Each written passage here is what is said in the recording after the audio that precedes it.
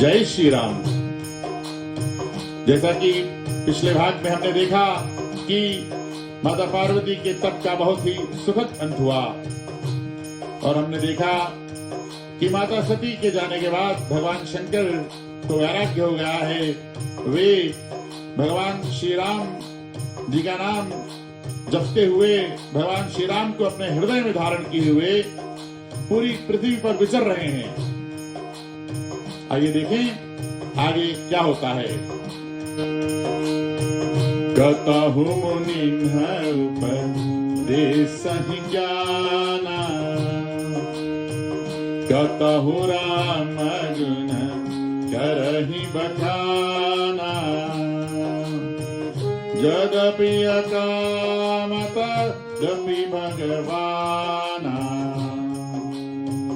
भगत विरह दुख दुखित सुजाना।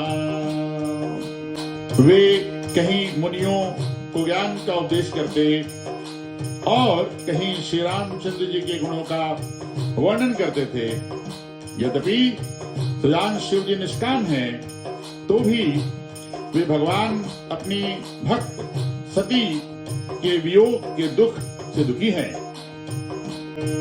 यही विधि गया काल बहु बीती, नित्य नय होई राम पद प्रीति, नेम प्रेम संग कर कर देखा, अभिचल हृदय गति कै रेखा। इस प्रकार बहुत समय बीत गया। श्री रामचंद्र जी के चरणों में नित नई प्रीति हो रही है। शिव जी के कठोर नियम, अनन्य प्रेम और उनके हृदय की असीम भक्ति को जब प्रभु श्री रामचंद्र जी ने देखा,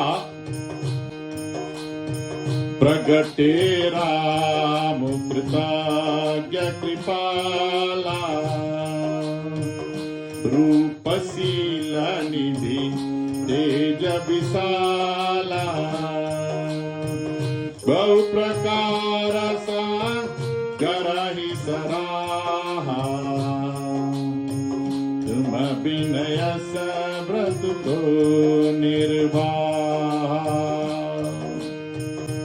तब कृतज्ञ उपकार मानने वाले कृपालु रूप और शील के भंडार महान तेज पुंज भगवान श्री राम जी प्रकट हुए।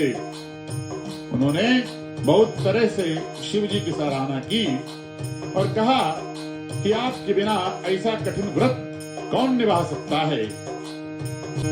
बहु विधि राम शिवाही समुझावा,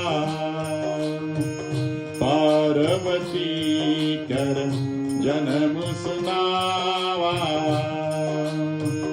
अति पुनीत गिरि जाकर करनी,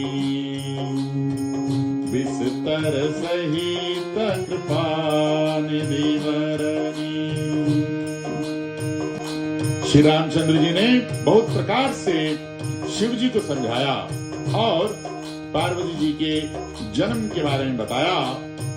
कृपानिधान श्री रामचंद्र जी ने विस्तार पूर्वक पार्वती जी की अत्यंत पवित्र करने का वर्णन किया।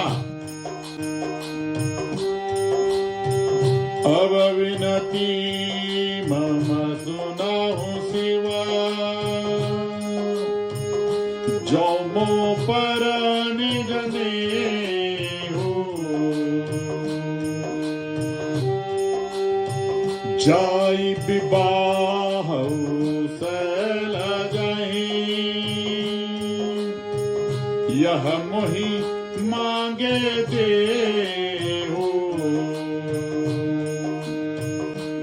फिर उन्होंने शिव जी से कहा, हे शिव जी, यदि मुझ पर आपका स्नेह है तो आप मेरी विनती सुनिए।